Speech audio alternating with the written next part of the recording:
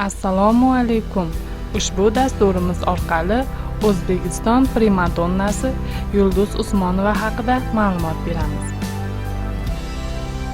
Yulduz Usmonova o'zbek estrada xonandasi, bastakor. O'zbekiston va Qoraqalpog'iston xalq artisti. Toshkent konservatoriyasini tugatgan, o'zi tashkil etgan ansamblning yakkaxon xonandasi, dardli va shirali ovoz sohibi. Milliy estrada qo'shiqchiligiga katta hissa qo'shib kelmoqda. Usmonova ijodi xonandalik va aktyorlik san'atining omoqdaligi, jo'shqinlik, ko'tarinkilik, badiiy izlanuvchanlik, har bir qo'shiq talqinida musiqa va sahna vositalarining yorqinligi bilan ajralib turadi. Repertuaridan o'rin olgan aksariyat qo'shiqlarning sozi va musiqasi muallifi. Xalq kuy ohang andozalarini ijodiy qo'llash orqali vatanparvarlik ruhidagi jo'shqin monolog, Muhammad Yusuf va boshqalarning she'rlari asosida o'ziga xos da'vat qo'shiqlarini yaratdi. Hech kimga bermaymiz seni O'zbekiston, o'zingdan qo'ymasin xalqim, elim, o'zbegim, xalq yashar. Shuningdek, 20-asr o'zbek qo'shiqchiligi an'analarida lirik, nastarin, olov yonar yuragimda, qizil olma, hajviy, nozanin noziman, Buxorodan kuyov keldi, lirik, dramatik, onayizor, g'iybat bo'xton o'ldiradi, shoh va gado, otajon, Allohim, Muhammad Yusufga qo'shiqlari bir qator xorij va qardosh xalqlar estrada qo'shiqlarini, jumladan Ya Habibi arabcha, Dunyo turkcha, Parvardigori forscha mahorat bilan ijro etgan. Bolajon kinofilmida bosh qahramon rolini o'ynagan. Ko'pgina temir erkak, Bolajon, Olov qa'ridagi farishta, Tohir va Zuhra yangi talqini, Sarvinoz, Muhabbat sinovlari 2 filmlarida rol ijro etgan. Temir xotin, Oshiqlar, Yolg'on dunyo kinofilmlari uchun qo'shiqlar ijro etgan. Bir necha xalqaro estrada tanlovlari laureati. Yurma 1989-yil, Olma-ota 1991-yil. Sharq qo'shiqlari qirolichasi unvoniga sazovor bo'lgan. 2000-yil Turkiya. Ijrolari 3 gran plastinka va 20 dan ortiq kompakt diskka yozilgan. Yevropa, Osiyo, Amerika, Shimoliy Afrika mamlakatlarida gastrolda bo'lgan. Yulduz Usmonovaning hayoti va ijodi haqida to'liqroq ma'lumotlar berishga harakat qilamiz. Yulduz Usmonova Osiyo mamlakatlarining yagona, eng mashhur xonandasi, Sharq estradasining malikasi, O'zbekiston va Turkiya xalq artisti, kuchli, qobiliyatli va yoqimtoy ayol. Yulduz Usmonova 1963-yil 12 dekabr Farg'ona vodiysi Marg'ilon shahrida tug'ildi. U oddiy ishchi oilasida 6-farzand bo'lib dunyoga keldi. Uning 3 opa-singlisi va 4 aka-ukasi bor. U yoshligidan qo'shiq aytishga qiziqar edi, lekin bu qiziqishini yashirar edi, chunki uning katta akalari juda qattiq qo'l edi va bu qiziqishini yoqtirmas edi.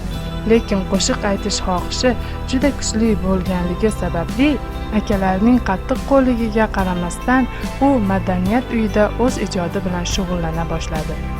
U yerda Yulduz dutorchi qizlar ansamblini tashkillantirdi. So'ngra o'qishini pedagogik musiqa uchilishida davomladi. Shu o'quv dargohini bitirayotgan yili unga omad kulib boqdi. Chunki u 8-mart Xotin-qizlar bayramiga bag'ishlangan konsertda qatnashishi kerak edi. Konsert Nurxon nomidagi teatrda o'tishi kerak edi. Bu konsertga taniqli Tamara xonimning opasi Gavhar Rahimova taklif etilgan edi. Gavhar xonim Yulduzning qo'shiqlarini eshitib, unda qobiliyat borligini angladi va Yulduzni o'zining Marg'ilon handasi deb nomlangan ansamblda ishtirok etishga taklif etdi.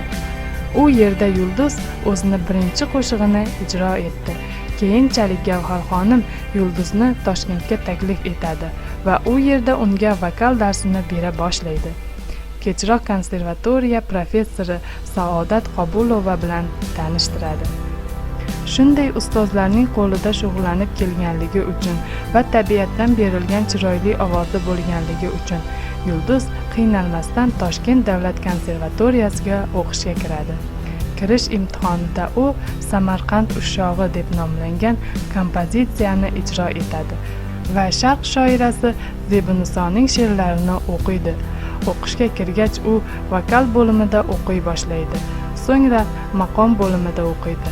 Konservatoriyani bitirgach, u kasb mahoratini boshlaydi. Unda opera qo'shiqchisi mahorati juda baland edi, lekin u estrada janrini tanlaydi va buni tanlaganidan afsusda emas. 1980-yillarning oxirida u juda katta yutuqlarga erishadi. Mayda deb nomlangan debyut albomini chiqaradi. 1990-yilda Yulduz Osiyo ovozi deb nomlangan birinchi xalqaro konkursda g'olib bo'ldi. U yerda ikkinchi o'rinni oladi. Undan keyin Alma Alma deb nomlangan albomini yozadi. Uning ingliz, o'zbekcha hitlari bir necha marotaba Yevropa mamlakatlarida baland reytingni egallagan. Yulduzning keyingi albomlari Germaniya va 5 talik davlatlarda keng mashhurlikni olib keldi.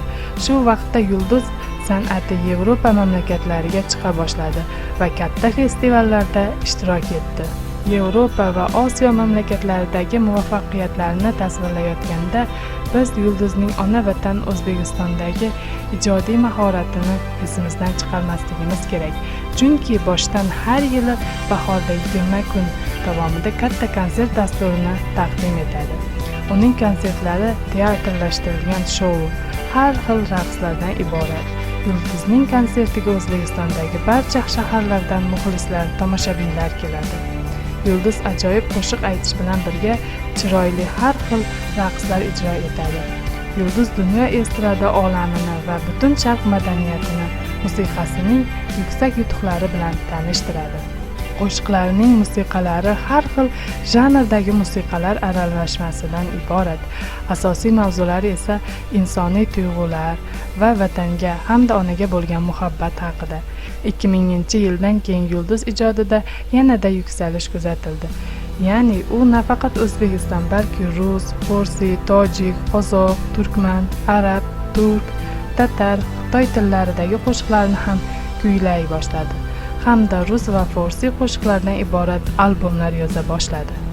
2008-yildan boshlab uning ijodida ijobiy burilish yuz berdi.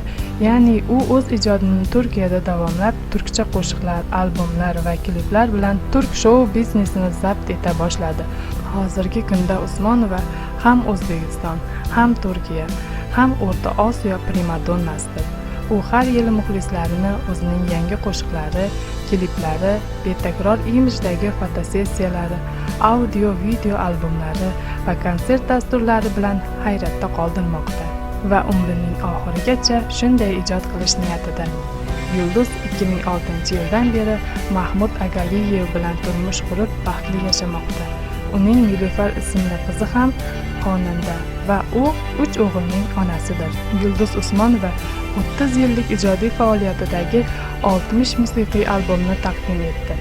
O'zbekiston xalq artisti Yulduz Usmonova 2015-yil ham odatga ko'ra yil so'ngida o'zining yangi musiqiy albomi taqdimotini o'tkazdi.